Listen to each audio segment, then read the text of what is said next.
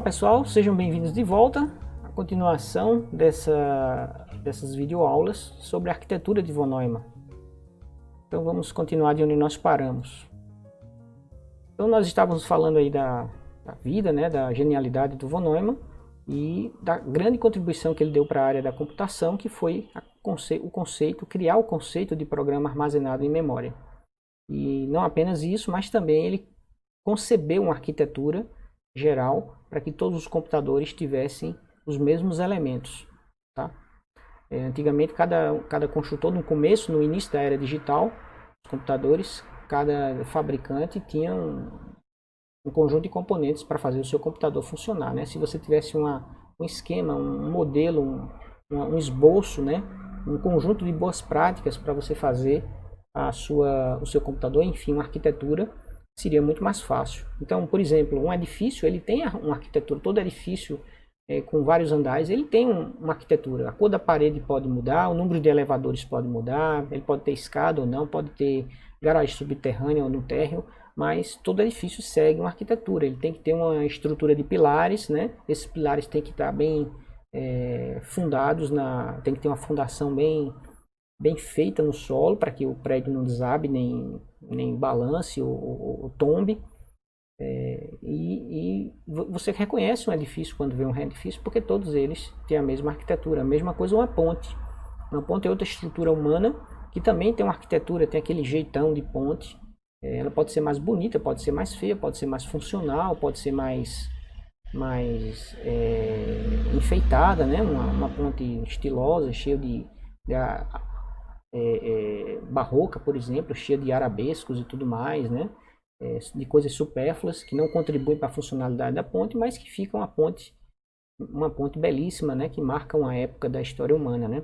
Hoje em dia as pontes são muito práticas e você não vê mais aqueles enfeites, aquelas bordas, aquelas grades cheias imitando flores, imitando cachos de flores, etc. Enfim. Mas você olha para uma ponte, você reconhece a arquitetura de uma ponte. Você olha para um liquidificador, você sabe que é um liquidificador. Ele tem aquela arquitetura dele, né? A base, né? Um copo, o rotor, a lâmina. Pode ser que ele tenha autolimpante, pode ser que ele não tenha, pode ser que ele tenha 3 velocidades, pode ser que ele tenha 7 velocidades. Pode ser que ele, sei lá, pisque uma luz de neon enquanto está triturando lá a tua vitamina de banana. Mas é um liquidificador, você reconhece ele. Ele tem uma arquitetura de liquidificador, um carro tem uma arquitetura de carro, e os computadores também têm uma arquitetura, tá? Essa arquitetura foi o von Neumann que criou, nesse artigo em que ele propunha a ideia de fazer com que os programas ficassem armazenados na memória, assim como eram os dados. Bem, então a arquitetura de von Neumann, ela prevê esses elementos que vocês estão vendo aqui. O principal elemento da arquitetura de von Neumann, claro, não poderia deixar de ser, é a CPU. A CPU é o computador do computador. A unidade central de processamento, ou Central Processing Unit, é onde todas as operações acontecem. Então, a soma vai acontecer aqui dentro, uma decisão se uma variável x é maior que 10 vai acontecer aqui dentro, um loop vai acontecer aqui dentro, né? A CPU vai fazer com que o programa volte para um ponto, uma linha anterior, né? Teste uma condição e decida se vai entrar naquele corpo daquele laço, daquele loop, ou se vai sair e vai para a próxima instrução. Um if também é decidido aqui dentro. Na hora que você chama uma função dentro do seu programa, por exemplo, no seu programa Python, você pode chamar a função pré-definida print, muito usada, né? Não, você pode definir suas próprias funções também. Você pode chamar uma função para calcular raiz quadrada, por exemplo. Então isso aí num programa é chamado de desvio de controle. Um programa ele é executado sequencialmente, primeira linha, segunda linha, terceira linha, quarta linha. Aí na quinta linha tem a chamada de uma função print. Então a função print, para poder executar, ela tem que estar junto do teu código de máquina. Mas não foi você que implementou a função print. Tem problema, tá? Quando você usa uma linguagem de programação, vem uma série de funções já prontas para você usar, para você não fazer tudo do zero, certo? Você recebe aí um kit de ferramentas. Uma linguagem de programação é um brinquedo que já vem com pilhas. Então você tem aquela função print e quando você põe o teu programa Python ou o teu programa Java, né? No caso do Java é o systemoutprintln, no caso do C é o printf. Então, no caso do Python é o print. Na hora que você chama aquela função print, o teu programa Python, ele é juntado, tá, com as bibliotecas padrões do Python. Então, a função print pode ser que ela seja a quinta instrução do teu programa, mas como ela está junto, ele junta o código de máquina de todas as funções do Python que você usou com o código de máquina do teu programa Python, junta isso tudinho num único código de máquina, ou seja, o seu programa se funde com as bibliotecas do Python que você usou, e aí pode ser que a função print esteja na posição 289 da memória. Então você vai, quando você chama a função print na quinta instrução no seu programa, você na verdade está dizendo, vai lá para a linha 289 que está lá a definição da função print. Então o teu programa ele sai, perde o controle não segue o controle sequencial do fluxo, tá? Há um desvio do fluxo de controle. Esse desvio ele vai lá para a linha 289, executa tudo que é possível ser executado no print para que a tua mensagem apareça no dispositivo de saída padrão do sistema. No caso pode ser o monitor, pode ser uma impressora, né? O padrão é o monitor. E depois que a função print termina de executar a sua tarefa, ela volta para a quinta linha do programa. Então ela volta e diz, ó, tá feito, vou para a sexta linha do programa agora. Então você pulou da quinta linha para 289, vamos supor que a função print rodou da linha 289 até a 307. Então ela executou todas essas linhas, da 289 a 307, a tua mensagem apareceu na tela. Na instrução 307 tinha uma instrução dizendo volta para a linha que chamou a print. Então ele volta para a linha 5, né?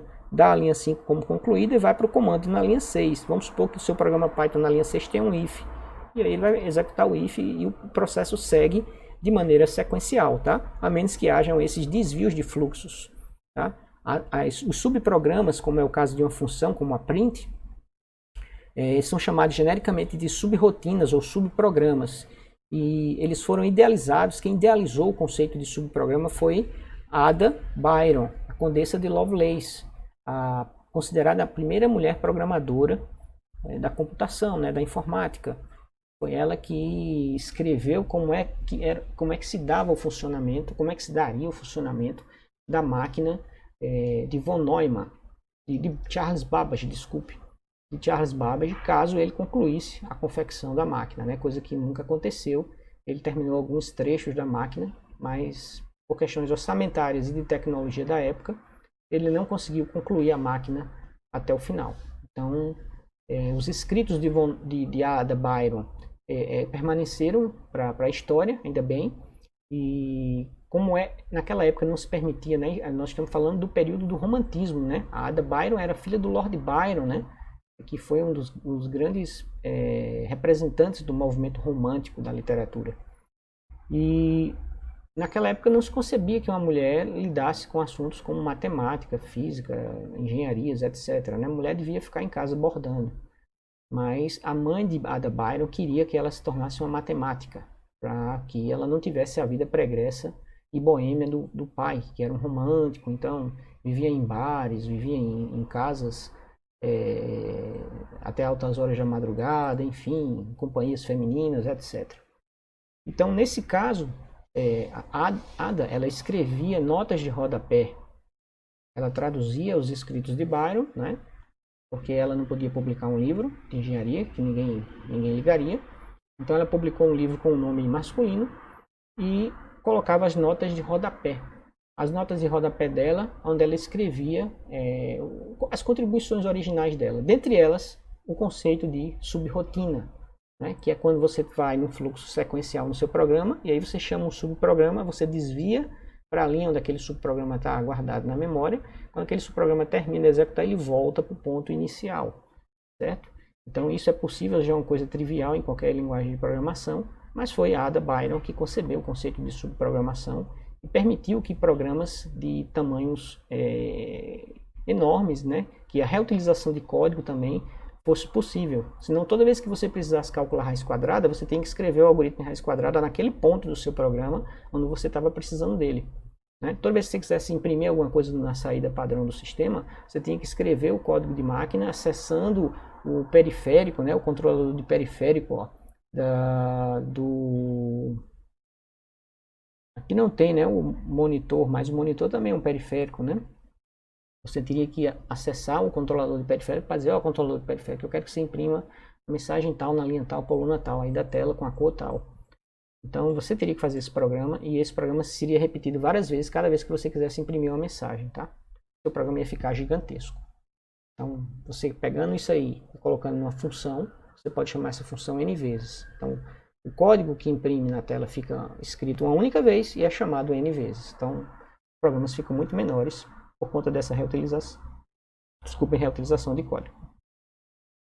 Então, a CPU é a principal componente. A CPU é o cérebro do computador. Tá? Tudo acontece aqui dentro da CPU.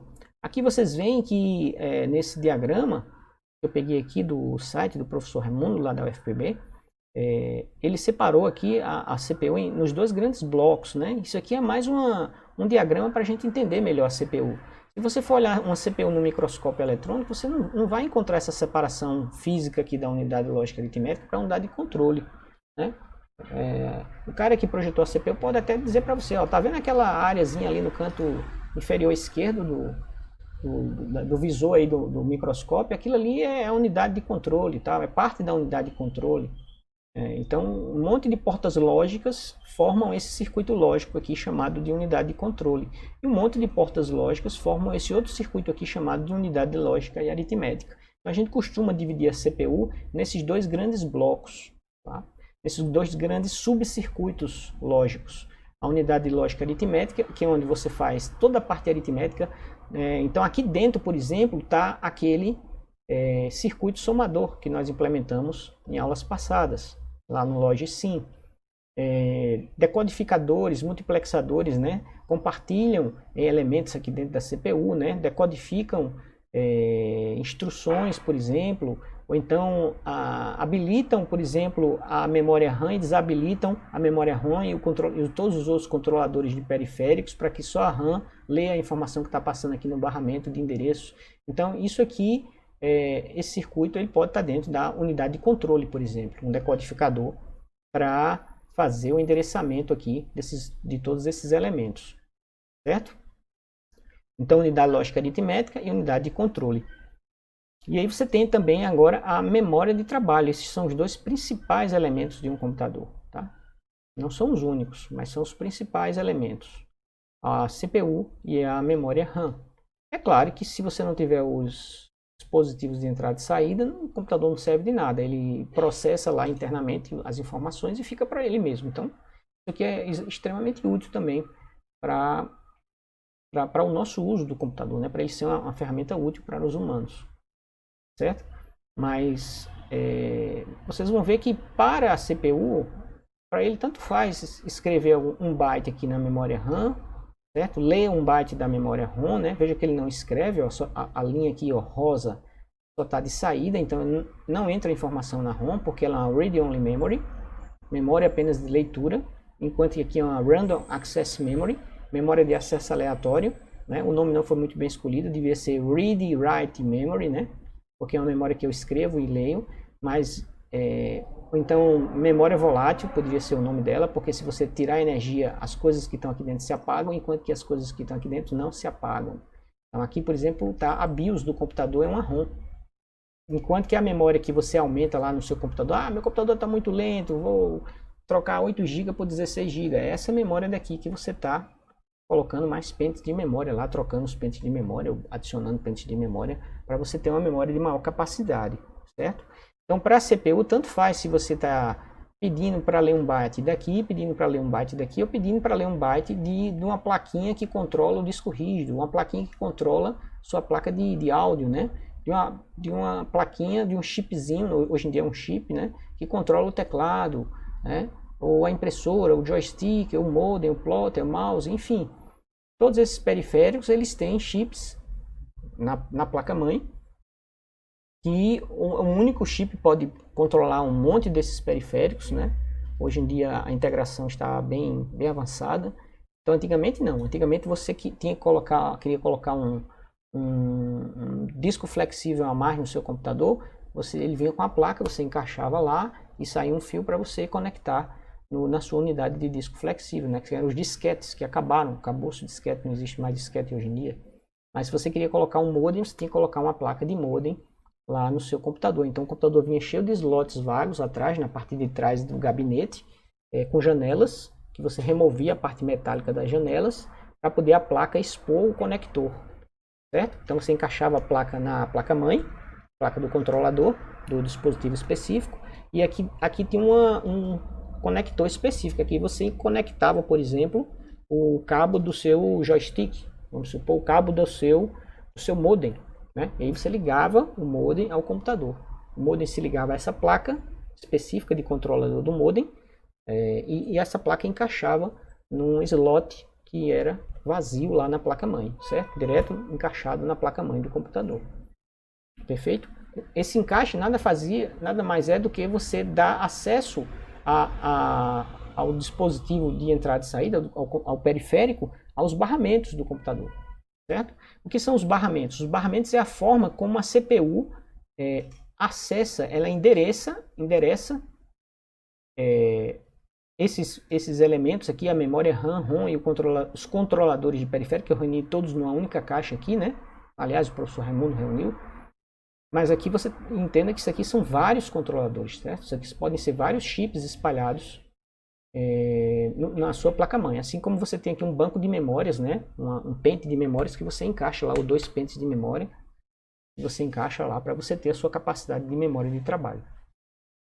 Então o que a CPU faz é endereçar esses componentes para fazer o quê? Para fazer leitura ou escrita. Então o barramento de controle, ele vai dizer o que eu quero fazer, certo? Eu quero ler ou escrever a informação. Resumidamente, o barramento de controle pode enviar mais comandos específicos para algum controlador, certo? Por exemplo, um comando específico setando a velocidade de transmissão de uma porta serial. Pode ser um controle que a CPU se comunique com esse dispositivo enviando esse comando. Mas para simplificar bastante aqui, a gente não precisa entrar em tanto detalhe, né? Imagine que o barramento de controle, o menor controle que você pode ter nele é leia ou escreva. Então, você diz, ó, eu quero endereçar o byte 200 da RAM. Então, como o byte 200 está aqui na RAM, tá? Eu quero ler esse byte, então essa linha aqui vem 0, né?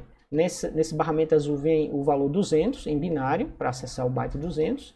E aí quando a RAM recebe aqui, ó, um 0, ela recebe, opa, leia o byte 200. Certo? Todos os outros componentes, como não tem o byte 200, estão desabilitados. Um decodificador aqui desabilita, certo? Desabilita os outros componentes. E aí a memória RAM acessa, funciona, né? Faz o trabalho dela, acessa o byte 200, pega o valor que tem lá, vamos supor que tenha 38 lá, em binário, no byte 200, e joga aqui no barramento de dados. Ó. Aí o dado na verdade se espalha em todo o barramento. Então ele chega nos periféricos, ele chega na ROM, que não vai ler essa informação, porque ela não tem capacidade de leitura, e chega também na CPU. Como a CPU sabe que é para ela, a CPU retira do barramento de dados e coloca em algum local interno dela, para ela fazer o uso dessa informação, desse 37 que ela leu na posição 200. Tá? A CPU ela tem internamente, não é mostrado aqui, mas ela tem internamente também outros componentes, além da unidade lógica aritmética, que são posições de memória ultra rápidas, usadas para ela realizar operações internas dela. Tá? Então chegou 37 aqui, ela vai guardar onde? Então essas posições de memória ultra rápidas são chamadas de registradores. São alguns poucos, tá? Talvez não cheguem a dezenas. Talvez nos processadores modernos de hoje, já não acompanhem mais as arquiteturas dos Intel e Core, por exemplo, eu não sei quantos registradores eles têm. Mas na minha época de 80 a 86 não chegava a 10 registradores. Se muito chegasse eram 10 registradores. Então eles são tão poucos que têm nomes. Os registradores recebem nomes ao invés de receberem endereços. A RAM tem tanto espaço de endereçamento que ele recebe números. Quando você tem muitas coisas, é melhor você usar números para identificá-los. E quando você tem poucas, é melhor você usar nomes para identificá-los, não é verdade? Então, a arquitetura de von Neumann ela tem esses elementos aqui, a CPU, a memória RAM, que é para onde todos os programas que você executa, né, puxa aqui do disco flexível ou de uma fita, ou recebe por um modem, né? No caso hoje em dia você vai ter uma conexão com a internet, né, uma placa de rede ao invés de um modem. Então você recebe esse programa e esse programa ele tem que vir aqui para a RAM. Tá? Geralmente você baixa ele no disco rígido, e aí uma vez no disco rígido você executa ele. Então o que é que a CPU faz? A CPU vai lá no disco rígido, dá um comando aqui para o controlador de periférico dizendo leia do setor tal ao setor tal, que é onde está localizado o joguinho XYZ, que você acabou de baixar na internet, tá? E traga ele para a memória.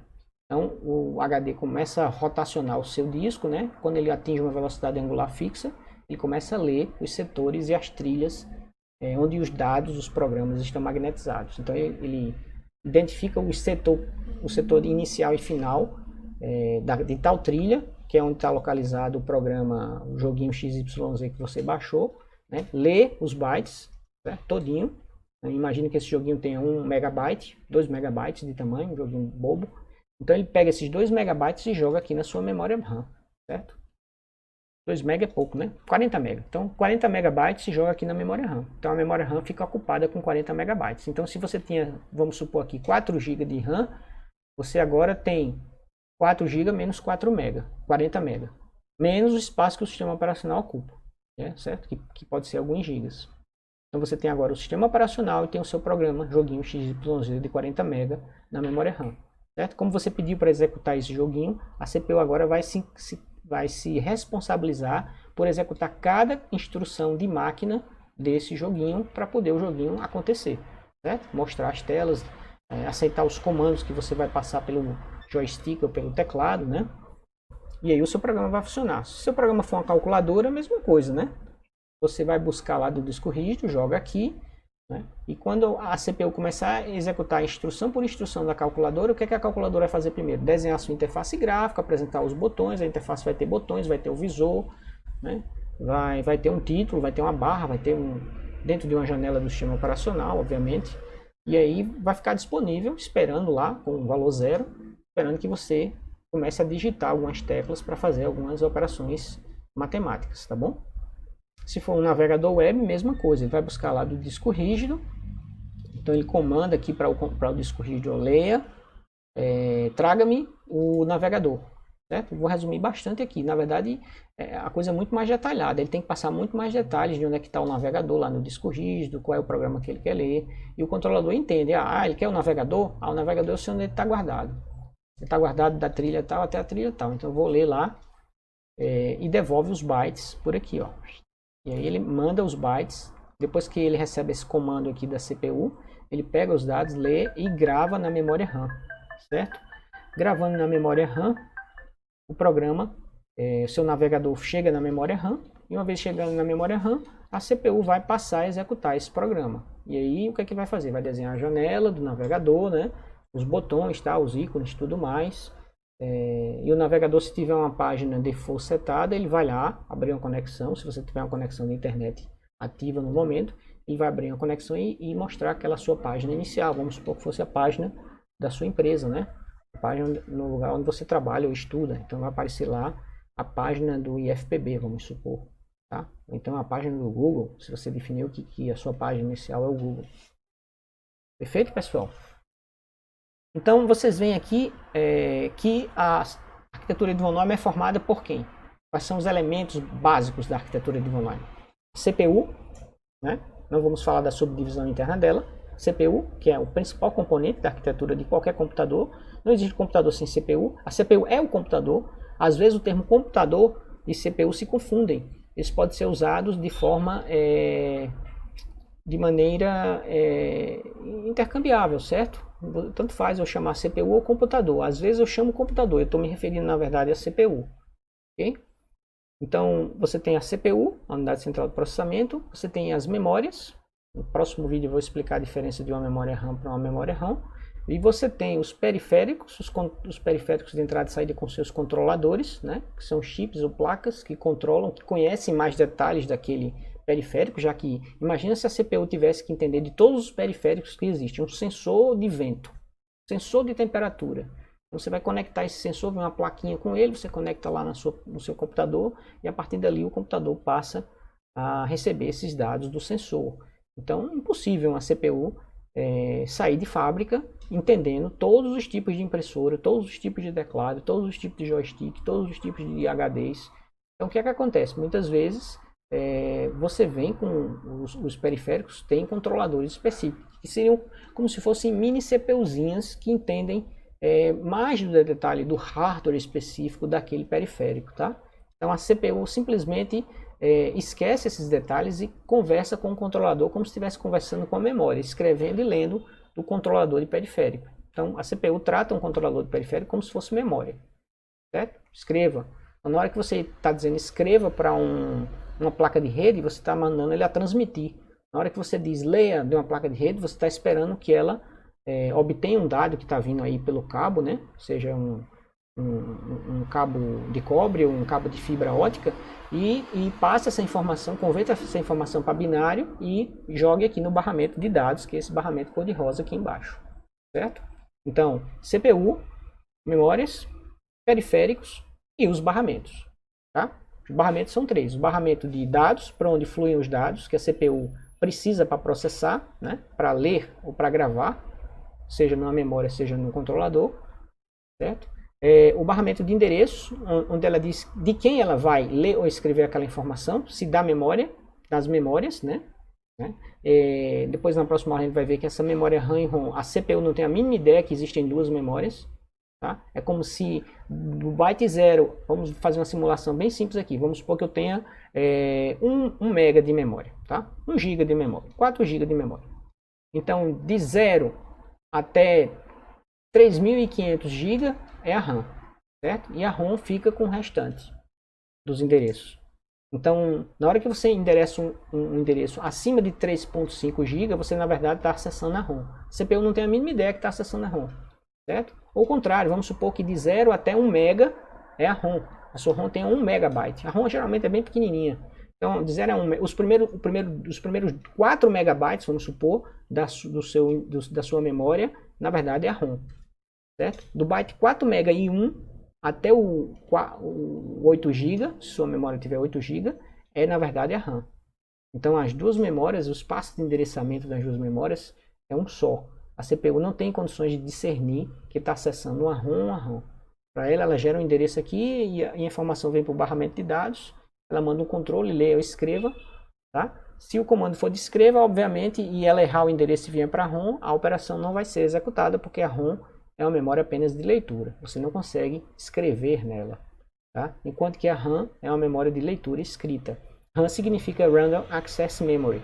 E ela tem esse nome porque você consegue acessar qualquer posição dela na mesma quantidade de tempo, usando a mesma quantidade de tempo. Então não importa se você está acessando o byte de endereço 0 ou um byte de endereço 8 GB, você tem o mesmo tempo de acesso para qualquer byte da memória.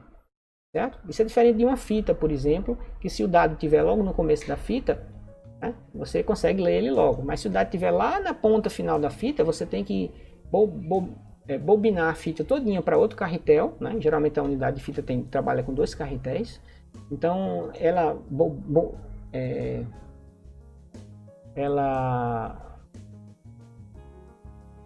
bombeia não, né? Ela gira o carretel onde estão os dados até chegar no finalzinho da fita, que é onde os dados que você está precisando e você precisa estão. Então você vai levar um tempo físico, né? Tempo físico. Você vai levar um tempo que não é zero, não é instantâneo, não é desprezível, para você ter esse elemento mecânico aí de bobinar a fita até chegar no ponto em que o seu dado se encontre na fita. Então esse tempo não é o mesmo, depende de onde está a cabeça leitora da fita e onde o teu dado está. Se o teu dado estiver bem do lado da cabeça leitora, a fita vai só se mexer um pouquinho e vai começar a ler o dado. Certo? Se o dado estiver lá no começo da fita e você estiver lá no fim, ele vai ter que rebobinar ou bobinar a fita até que você consiga chegar no dado. Ok? Então esses são os elementos da arquitetura de von Neumann: CPU, memória, periféricos e barramentos, certo? E aí os barramentos são os três: barramento de controle, que a CPU diz o que quer fazer, leia ou escreva; barramento de endereço, aonde vou ler ou escrever, né? Na memória ou nos controladores de periférico; e o barramento de dados, que é onde ela manda o dado quando ela vai escrever ou recebe o dado quando ela quer ler. Perfeito? Esse vídeo a gente fica por aqui. e nos próximos vídeos a gente continua explorando a arquitetura de von Neumann. Até lá!